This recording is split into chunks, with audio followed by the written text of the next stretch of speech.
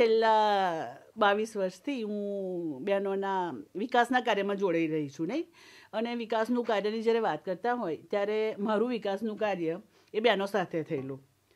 22 વર્ષ પછી અત્યારે જ્યારે હું શું કહેવાય ભૂતકાળમાં નહીં નજર કરું છું ત્યારે મને લાગે છે કે આજે બધી બહેનો છે નહીં કે જે આ પ્લેટફોર્મની બહેનો છે, લગભગ 70,000 જેટલી બહેનો સાથે અમારે આખું નેટવર્ક ચાલી રહ્યું છે.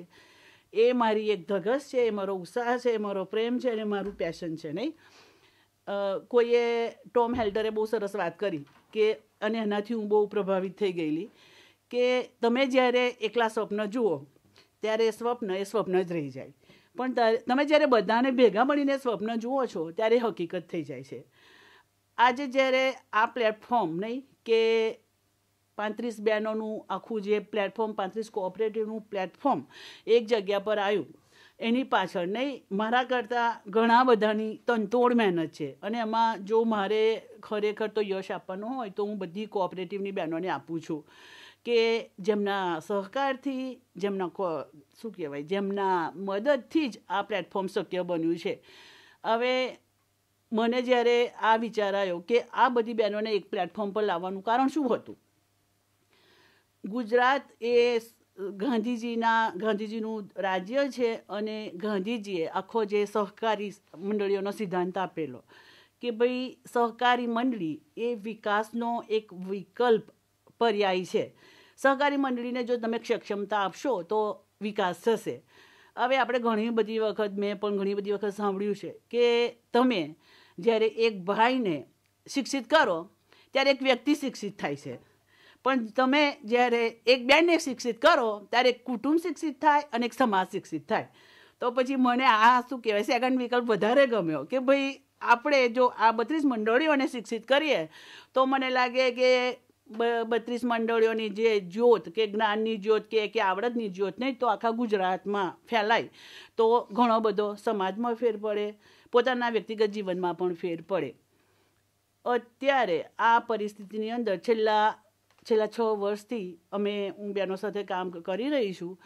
અમને લાગ્યું કે જો જે આ 32 કોઓપરેટિવોની જે શરૂઆત થઈ એમાં તો ખાસ કરીને ગુજરાતમાં તો ગુજરાતનું ચર્ચ કે જે ફાધરો છે, સિસ્ટરો છે, એમનો બહુ મોટો ફાળો છે. એમણે ખરેખર આ મંડળીઓની શરૂઆત એક HDRC human development resource centre કે જે BSC પહેલાં કહેવાતું હતું એનાથી શરૂઆત થયેલી. હવે આ કોઓપરેટિવોની શરૂઆત એક નાના પ્રોજેક્ટથી થઈ. હવે કોઓપરેટિવની શરૂઆત જ્યારે પ્રોજેક્ટથી થઈ તો જે દિવસે કોઓપરેટિવમાં પ્રોજેક્ટ પૂરો થયો ત્યાર પછી એનું કશું ભવિષ્ય હતું નહીં. બીજી એક ડ્રોબેક કહેવાય કે જે નબળાઈ કહેવાય એ નબળાઈ પણ હતી કે જે લોકો એમ્પ્લોયમેન્ટ તરીકે જે લોકો કામ કરતા હતા એમની પાસે વિઝન કે મિશન બહુ ક્લિયર નહોતું કે ભાઈ આ કોઓપરેટિવો આપણે બનાવી છે પણ ભવિષ્ય શું છે એનું, એને કેવી રીતે આપણે આગળ લઈ જવી છે. એના સંદર્ભમાં આપણે ધીરે ધીરે ગુજરાતમાંથી HDRC દ્વારા 12 કોઓપરેટિવની સ્થાપના થઈ. ત્યાર પછી આ 12 કોઓપરેટિવો 24 થઈ, 24 પછી અત્યારે 32 કોઓપરેટિવો. ઘણા બધા લોકોને આ પ્રેરણાદાયી લાગ્યું અને ઘણા બધા લોકોને લાગ્યું કે કોઓપરેટિવ એ વિકાસનો એક મોટો વિકલ્પ છે અને ખાસ કરીને બહેનોના વિકાસનો એક વિકલ્પ છે. તો કોઓપરેટિવની શરૂઆતની અંદર ઘણા બધા સિસ્ટરો, ફાધરો, NGOની શરૂઆતથી આ કોઓપરેટિવો ચાલુ થઈ. હવે જ્યારે કોઓપરેટિવોની શરૂઆતથી ચાલુ થઈ ત્યાર પછી શું થયું કે ભાઈ કોઓપરેટિવો એકદમ અલગ અલગ વિસ્તારમાં આઇસોલેશનમાં રહી. કે દાખલા તરીકે ભિલોડા તાલુકાની કોઓપરેટિવ ભિલોડા જ જોયું એમણે, પછી માંડળની કોઓપરેટિવે ફક્ત માંડળ જ જોયું. ગુજરાતના અલગ અલગ વિસ્તારોની અંદર આ કોઓપરેટિવો પોતાનું કામ નાનું મોટું કામ કરતી થઈ. હવે જો આ કોઓપરેટિવને એક મોટું સ્વપ્ન બતાવવું હોય તો શું કરી શકાય? કારણ કે તમે જ્યારે ગુજરાતમાં કોઓપરેટિવ ડિપાર્ટમેન્ટની વાત કરતા હોય તો પછી એ અમૂલ કોઓપરેટિવ હોય કે ડાયમંડ કોઓપરેટિવ હોય કે ખેત વિષયક કોઓપરેટિવ હોય, બધી અંડર એક જ અમ્બ્રેલા હોય. તો પછી અમને પણ એવું લાગ્યું કે ભાઈ આ એક નાની કોઓપરેટિવ કંઈ કશું કરી શકવાની નથી. કારણ કે તમારે જો અમૂલ સામે જજમવું હોય એટલે જજુમો એટલે કંઈ હરીફાઈની વાત નથી, પણ તમારી સાતત્યતા ટકાવી રાખવા માટે જો તમારે કંઈ કરવું હોય, કંઈ સિગ્નિફિકન્ટ તમારો વિકાસ કરવો હોય, તો પછી તમારે કોઓપરેટિવનું સંચાલન, કોઓપરેટિવની આર્થિક પરિસ્થિતિ, કોઓપરેટિવના બીજા બધા ઘણા બધા પાસા છે ને, એકાઉન્ટનું હોય, ફાઇનાન્સનું હોય, એને પણ એટલા જ મજબૂત કરવાની જરૂર છે. આ વિચારથી ધીમે ધીમે જે રીતે જેનીએ સમજાવ્યું એ રીતે કે એક આખો પ્રોજેક્ટ શરૂ કરો ને, ટ્રેનિંગનો પ્રોજેક્ટ હતો નહીં. ત્યાર પછી લાગ્યું કે ભાઈ ઘણી બધી બહેનોને કે ગામમાંથી તાલુકામાં આવવું, તાલુકામાંથી જિલ્લામાં આવવું ને જિલ્લામાંથી સ્ટેટમાં આવવું એ એક આખી પ્રક્રિયા છે. તો અત્યારે અમે જોઈ રહ્યા છીએ કે ઘણી બધી બહેનો આ નેજા હેઠળ જે પ્લેટફોર્મ ઊભું કર્યું છે કોઓપરેટિવના નેજા હેઠળ અત્યારે એક પ્લેટફોર્મ પર આવી ચૂકી છે. ઘણી બધી બહેનોની કોઓપરેટિવની એક્સપર્ટીઝ કે રિસોર્સ પર્સન તરીકે એકબીજાને મદદ પણ કરી રહી છે. મને લાગે કે સૌથી મહત્ત્વની વાત મારા માટે શું છે ને કે આ પ્લેટફોર્મે શું પૂરું પાડ્યું કે અત્યારે જ્યારે આપણે લોકોને નહીં જ્ઞાતિથી ડિવાઈડ કરી રહ્યા છે, ધર્મથી ડિવાઈડ કરી રહ્યા છે, વિભાજન થઈ રહ્યું છે, ત્યારે આ બહેનો એ આદિવાસી બહેનો છે, દલિત બહેનો છે, ઓબીસી બહેનો છે, બીજા ઘણા બધા અલગ અલગ કાસ્ટની બહેનો છે, મુસ્લિમ બહેનો છે, આ બધા એક પ્લેટફોર્મમાં આવીને એ બેન છે એ એમના માટે મહત્ત્વનું છે. અને આ પરિબળ એ ખરેખર બહુ અગત્યનું પરિબળ અત્યારે છે કે જ્યારે તમે વિવિધતામાં એકતાની વાત કરતા હોય ત્યારે. અને અત્યારે બહેનો ભૂલી ગઈ છે કે કોણ છે. બહેનો માટે શું અગત્યનું છે? બહેનોની એક નવી ઓળખ કે અમે બહેનો છીએ અને અમે કશું કરી શકીએ છીએ. અને આના હેઠળ નહીં, મેં તો ઘણા બધા શું કહેવાય કે 22 વર્ષની અંદર, કારણ કે અમારી પાસે જે કોઓપરેટિવો છે એ 2 વર્ષથી માંડીને 25 વર્ષ સુધીની કોઓપરેટિવો છે, એટલે એમણે ઘણી બધી પ્રગતિ કરી છે. અત્યારે શિક્ષણમાં પણ ઘણો બધો વધારો થયો છે.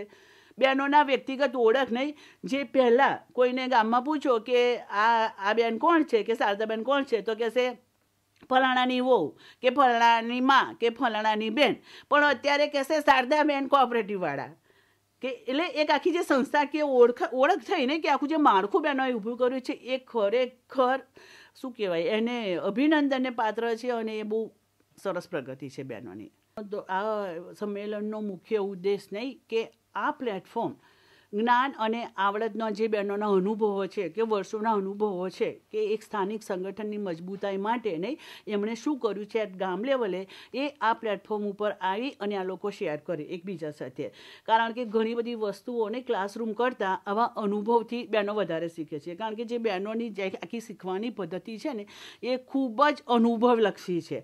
એટલે આ અનુભવલક્ષી એટલે અમે કોઈ મોટા માથાના લોકોને કંઈ બોલાવતા નથી, પણ જે બહેનો વિકાસના ક્ષેત્રે જોડેલી છે, જે બહેનોને નહીં વ્યક્તિગત બહેનો માટે કંઈ શું કહેવાય કે જે લાગણી કે પ્રેમ કે એક ધગસ કે ઉત્સાહ આપવાના છે એવી બધી બહેનોને અમે બોલાવી છે.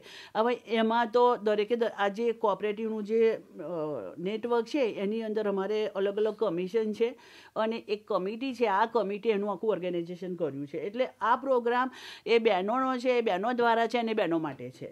એટલે જે એનું આખું ઓર્ગેનાઇઝેશન છે એ બહેનો જ કરી રહી છે.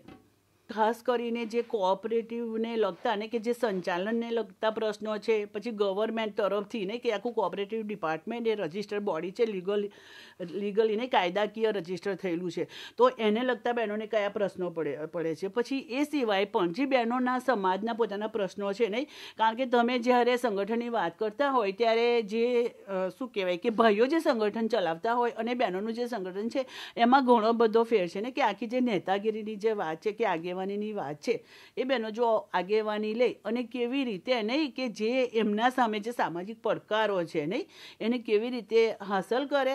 પછી જે આ બીજી બહેનોએ જે રજૂઆત કરીને કે જે કોઓપરેટિવના જમીનના લગતા પ્રશ્નો છે કે કોઓપરેટિવને આખી મિલકત ઊભી કરવાની વાત છે કે નાણાકીય વહીવટ કરવાની વાત છે, એની અંદરથી નહીં કે જે સરકારના જે પોલિસી લેવલના પ્રશ્નો છે કેવી રીતે દૂર કરે એવી બધી વાતો કરવાના છે. લગભગ 22-23 વર્ષનો અનુભવ નહીં એમ કહે છે કે હું ઘણી બધી બહેનોને કે તમે ઉત્તરની કે પૂર્વની પશ્ચિમની બહેનોને જુઓ નહીં તો એ ભલે શું કહેવાય કે કદાપી કાસ્ટમાં અલગ હોય કે આદિવાસી તરીકે અલગ હોય કે મુસ્લિમ હોય કે હિન્દુ હોય કે ખ્રિસ્તી નહીં, આ વસ્તુ બહુ મહત્ત્વનું નથી હોતું. બહેનો માટે એમની લાગણી અને એમની જે અંદરની નહીં જે ધગસ કે અંદરના જે શું કહેવાય લાગણીઓ છે એ ખૂબ મહત્ત્વની છે. એટલે જ્યારે હું એક બેનને બેન તરીકે મળું ને ત્યારે હું નથી જોતી કે એ કોણ છે, પણ હું શું છું અને એ શું છે અને એનું જે આખું સંમેલન થાય છે ને એમાં મને લાગે કે આખો સંબંધ ઊભો થાય છે ને આ સંબંધ પર જ નહીં આખું જે કોઓપરેટિવનું સંચાલન કહેવાય કે નાણાકીય સંચાલન કહેવાય કે એ બધું આમાં કે બહેનોને એકબીજાને સમજવા માટે કોઈ થિયરીની જરૂર નથી.